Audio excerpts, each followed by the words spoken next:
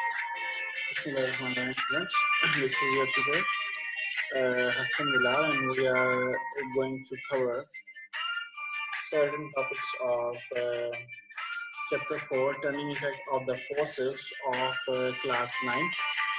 And we are going to cover the topics from page 92 onward of your book. And these include principle of moments, center of mass, center of gravity, and couple. Students, as you know, that your time is very precious, and I hope that you are planning to prepare your syllabus in these holidays. So it is very important that you should not waste your time, and you should proper plan your day in order to attain maximum knowledge. At the end of the lecture, students, you can be able to answer these questions relating these topics. That is, define, explain principle of moments, how principle of moments are used to solve the numerical problems, what is the difference between center of mass and center of gravity, and define, explain center of mass with a suitable example, and how can you find the center of gravity of an irregular shape thin lamina with the help of the plumb line, and define and explain couple. So students, we are going to explore principle of moments. First, you'll have to define what is principle of moment. A body is balanced if the sum of clockwise movements acting on a body is equal to the sum of anti-clockwise movements. And you know that what is clockwise movements and anti-clockwise movements. We'll explain it by taking the example of the spanner. So when you exert a force in order to tighten the nut, you move the spanner in a clockwise direction. So when you exert a force in clockwise direction, you create a movement that is, or torque, that is known as clockwise movement or clockwise torque. Same is the case when you are loosening the nut. You applied a force, and that force that you applied in order to loosen the nut in anti-clockwise direction, that movement is known as clockwise movement or clockwise torque. So it's so simple that when you exert a force and you tighten the nut, you exert the force to tighten the nut, a movement will be produced, and that movement or torque is called clockwise movement. And when you exert the force and in order to loosen the nut, a movement will produce, and that movement is known as clockwise movement or clockwise torque. So movement of a force turns, rotates the body in anti-clockwise direction. It is called anti-clockwise, or movement of force that rotates the body in clockwise direction. That is clockwise movement. So students, how the body is balanced, we'll take the example of a seesaw. The two children are playing on a seesaw, and you have seen that the body is balanced. It means that the clockwise movement, here, it means that the clockwise movement is equal to the anti-clockwise movement, and the seesaw is balanced. So this is the principle of moments. In order to further understand, we'll have an example, and you have seen that a meter rod is supported by the middle of the wedge, in the by the support by the wedge. This is the axis of rotation. This is the moment arms, and the weights are attached. For example, the block of the weight 10 Newton is suspended at point B. Point B, the weight is suspended at 40 centimeter away from the point O, and from A, point A, the weight is suspended 25 centimeter. It means that you will have to find the weight at point A. So it's so simple that here at point A, the weight produces a moment that is anti-clockwise movement, and at point B, the weight produces a moment that is clockwise movement. You know that it will directed in that direction. So it will be clockwise, and that will be anti-clockwise. So how can you find it? It's so simple that you know that by applying the principle of moments, you know the moment arm, distance between the axis of rotation and the line of action of force. It is the weight. So it's so simple. You have given the moment arms that for point B, where the mass is located of 10 Newton, the moment arm is 0.4 meter. Uh, Here, the moment of arm of weight 1 is 25 centimeter. Here, 25 centimeter, it will 0.25 meter, because you are going from a bigger, small unit to a bigger unit. Same is the case with moment arm weight 2, 40 centimeter. It means that you are the moment arm is 0.4 meter and the weight is 10 Newton. So it's so simple that applying the principle of moments, clockwise moment is equal to anti-clockwise moments. So moment of weight 2 is equal to the moment of weight 1. So weight 2 here, you know that how can you find torque? By applying the force with the moment arm. So here, force, you know that in the second law, force is equal to weight and weight is equal to mg. So weight and force are same. So moment of weight 2 multiply moment of weight 2. Same is the case, moment of weight 1 will be weight 1 multiply moment of weight 1. So weight 2 is equal to 10 Newton. So it's simple that if you want to find weight 1, so weight 2 is 10, moment of weight 2 is given that is 40 centimeter, 0.4, and weight 1 you will have to find it, and moment of weight 1 is 0.25.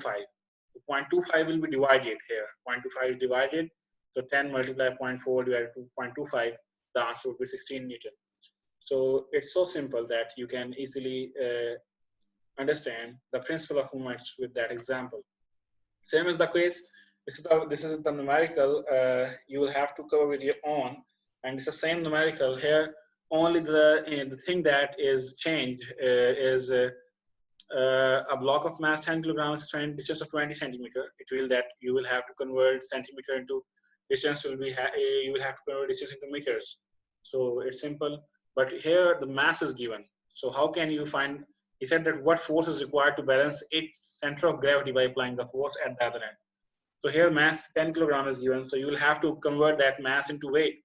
So force is equal to weight, and weight is equal to mass into gravitational acceleration.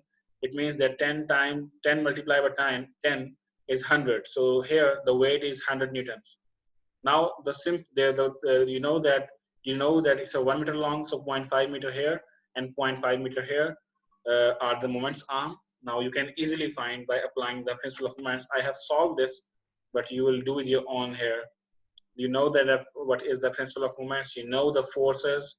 F2, you have to find F1. It's simple that clockwise moment is equal to anti-clockwise moment, and you can easily find by placing the values. It's simple. So it's your task that you cover this, because this is as same here as the example is given in your book. Now, students, we are going to cover center of mass. What is a center of mass, and how can you explain center of mass?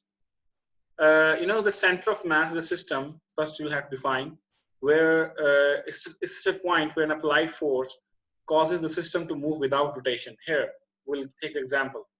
There are three examples, three figures you have seen. This is exactly the center of mass of that figure. You have seen that this is a meter rod, and here the lighter and heavier bobs are attached. You are applying force on point O. So if you will apply force at point O, and the system will move in the direction of the force, and you have seen there will be no rotation in the figure. So it means that this is the center of mass. But when you applied force on point on the lighter side of the bob, you have seen that the system is rotating. Same is the case when you apply a force on the heavier side of the bob, the system rotates. It means this is not the center of mass. The center of mass is the point where the whole mass is confined, and the system does not move. The system does not rotate and moves in the direction of the force. So how you identify the point, that point is center of mass. I have explained you that if the system moves in the direction of the force without any rotation, then system moves without any rotation, then that point is the center of mass. But if the system rotates, then that point will not be the center of mass. And this example, I have given the example. So he said that how can you explain the center of mass with an example? And the example I have explained to you. Now, what is center of gravity? That is very important, that you will have to define center of gravity. Center of gravity is a point where whole weight of the body appears to act vertically downward. Here, this is the body. You have seen that the particles of the body moving in the same direction towards the earth, and the whole particles are shown by a single arrow. All particles which are moving downward. So a point where whole weight of the body appears to act vertically downward is the center of gravity. And a body is made up of, that large number of particles, and Earth attracts each of these particles vertically downward toward the center. The pull of the Earth on the particle is equal to its weight. You know that, for example, if the Earth attracts me, so the attraction will be equal to the weight of my body. So the pull of every object towards the center is equal to the weight of that body. And the resultant of the forces here, you have seen that, which the body attracts, is shown in the bigger arrow. The center of mass, where the whole weight of the body appears to act vertically downward towards the center, is known as center of gravity. And now you have given some examples of center of gravity of some symmetrical objects, like, for example, the rectangle and the sphere. The center of gravity is the point of intersection of the diagonals.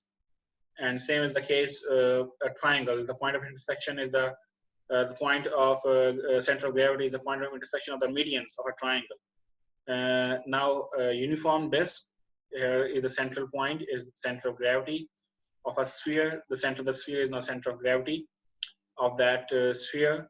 Same is the case, hollow cylinder is the middle point of its axis. So this is the axis, and the middle point of the axis of a hollow cylinder is the center of gravity of that point.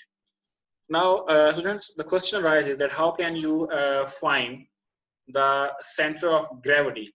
How can you find the center of gravity of an irregular shaped thin lamina?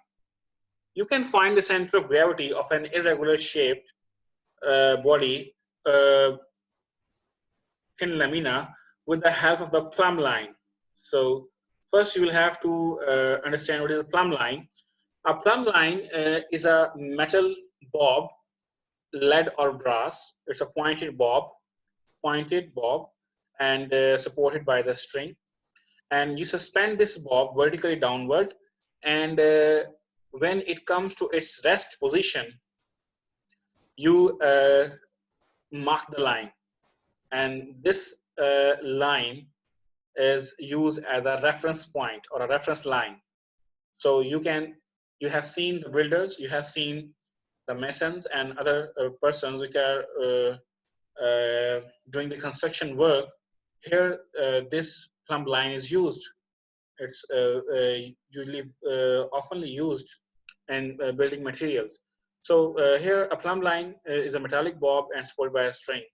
And when you suspend the bob, it rests along a vertical line due to its weight, because its weight is heavy and it acts vertically downward. So in this case, you can find the center of gravity. So I'll explain further. You can easily understand this with the example that you have given a cardboard, and you just want to, this is the irregular shape thin lamina cardboard, and you just want to find the center of gravity of that cardboard. It's simple, that first take an irregular piece of cardboard, make holes A, B, and C. First you will have to make holes on of irregular shaped cardboard.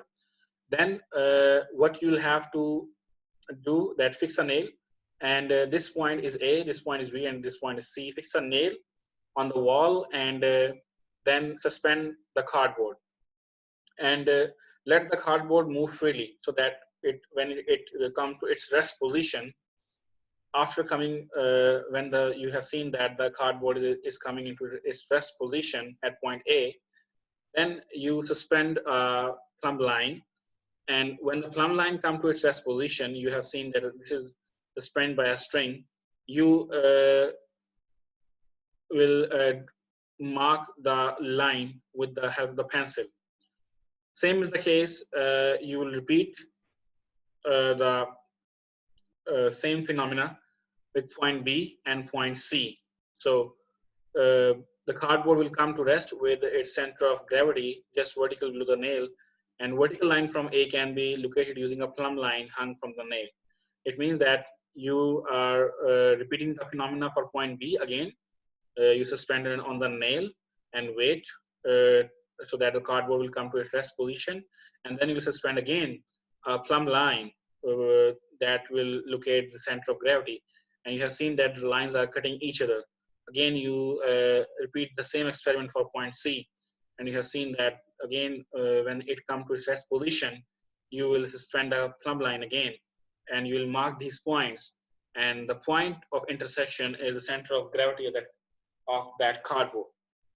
So this is how you can find the center of gravity of irregular shaped thin lamina. Now students, there is a question that define and explain couple. It's very simple. You have studied torque. Torque, you know that the turning effect of a body is known as a torque. Same as the couple. Here you have seen. First, you'll have to define, then you exemplify is the suitable example, and then you will have to explain the mathematical form.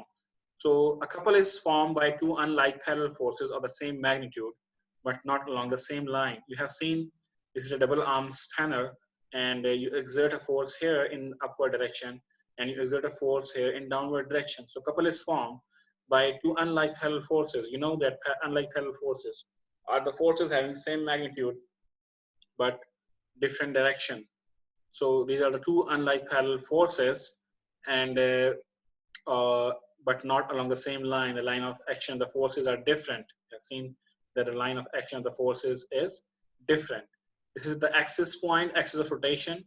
Now, what you will have to do, just apply force here and applying force here, and there will be a rotational effect and torque will be produced. So double arm spanner is used to open a nut. This is the example. And equal forces of each magnitude F are applied to ends A and B of the spanner in opposite direction.